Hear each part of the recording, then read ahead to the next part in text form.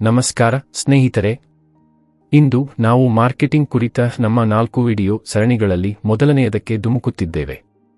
ಈ ವಿಡಿಯೋವು ನಿಮ್ಮ ಉತ್ಪನ್ನವನ್ನು ಹೇಗೆ ಪ್ರತ್ಯೇಕಿಸುವುದು ಎಂಬುದರ ಮೇಲೆ ಕೇಂದ್ರೀಕರಿಸುತ್ತದೆ. ನಿಮ್ಮ ಪ್ರಾಥಮಿಕ ಗುರಿ ಗ್ರಾಹಕ ವಿಭಾಗವನ್ನು ಗುರುತಿಸುವ ಮೂಲಕ ಪ್ರಾರಂಭಿಸೋಣ.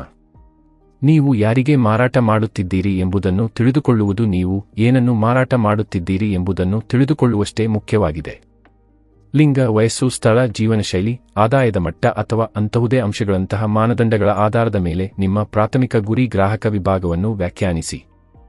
ಉದಾಹರಣೆಗೆ, ನಿಮ್ಮ ಉತ್ಪನ್ನವು ಸಿರಿಧಾನ್ಯದ ಪಾಸ್ಟಾ ಆಗಿರುವುದರಿಂದ ತಮ್ಮ ಕುಟುಂಬಗಳಿಗೆ ದಿನಸಿ ವಸ್ತುಗಳನ್ನು ಖರೀದಿಸುವ ಎಲ್ಲಾ ವಯಸ್ಸಿನ ಪುರುಷರು, ಮಹಿಳೆಯರು ಮತ್ತು ಮಕ್ಕಳು ನಿಮ್ಮ ಪ್ರಾಥಮಿಕ ಗುರಿ ಗ್ರಾಹಕರಾಗಿರುತ್ತಾರೆ.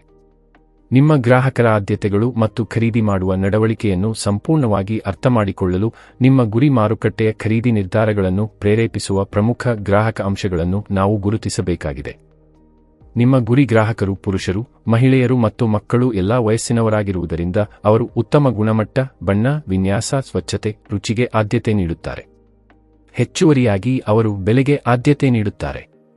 ಈ ಅಂಶಗಳಿಗೆ ಅನುಗುಣವಾಗಿ ನಿಮ್ಮ ಉತ್ಪನ್ನ ಮತ್ತು ಮಾರುಕಟ್ಟೆ ಕಾರ್ಯತಂತ್ರವನ್ನು ರೂಪಿಸುವುದು ಬಹಳ ಮುಖ್ಯವಾಗಿದೆ. ಈಗ ನಿಮ್ಮ ಉತ್ಪನ್ನವನ್ನು ಹೇಗೆ ಪ್ರತ್ಯೇಕಿಸುವುದು ಎಂಬುದನ್ನು ಅರ್ಥಮಾಡಿಕೊಳ್ಳೋಣ. ಉತ್ತಮ ಗುಣಮಟ್ಟ, ಬಣ್ಣ, ವಿನ್ಯಾಸ, ಸ್ವಚ್ಛತೆ, ರುಚಿಯಂತಹ ಕ್ಷೇತ್ರಗಳಲ್ಲಿ ನಿಮ್ಮ ಸ್ಪರ್ಧೆಯನ್ನು ಮೀರಿಸುವುದು ಮುಖ್ಯವಾಗಿದೆ. ನಿಮ್ಮ ಉತ್ಪನ್ನವನ್ನು ಯಾವುದು ಅನನ್ಯವಾಗಿಸುತ್ತದೆ ಎಂಬುದರ ಬಗ್ಗೆ ಯೋಚಿಸಿ. ಇದು ಉತ್ತಮ ಗುಣಮಟ್ಟ, ಬಣ್ಣ, ವಿನ್ಯಾಸ, ಸ್ವಚ್ಛ, ರುಚಿಯಂತೆ ಇದೆಯೇ?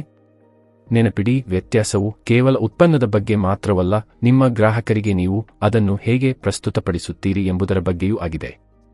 ಮುಂದೆ ನೀವು ಯಾವ ಉತ್ಪನ್ನಗಳ ಸಂಯೋಜನೆಯನ್ನು ನೀಡಬೇಕು ಎಂಬುದನ್ನು ನಿರ್ಧರಿಸುವುದು ಮುಖ್ಯವಾಗಿದೆ.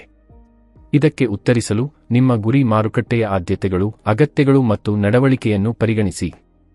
ವಿವಿಧ ಸುವಾಸನೆ, ಆಕಾರಗಳ ಮಿಶ್ರಣವನ್ನು ನೀಡುವುದರಿಂದ ನಿಮ್ಮ ಗ್ರಾಹಕರ ಅವಶ್ಯಕತೆಗಳ ವಿವಿಧ ಅಂಶಗಳನ್ನು ಪರಿಹರಿಸಬಹುದು.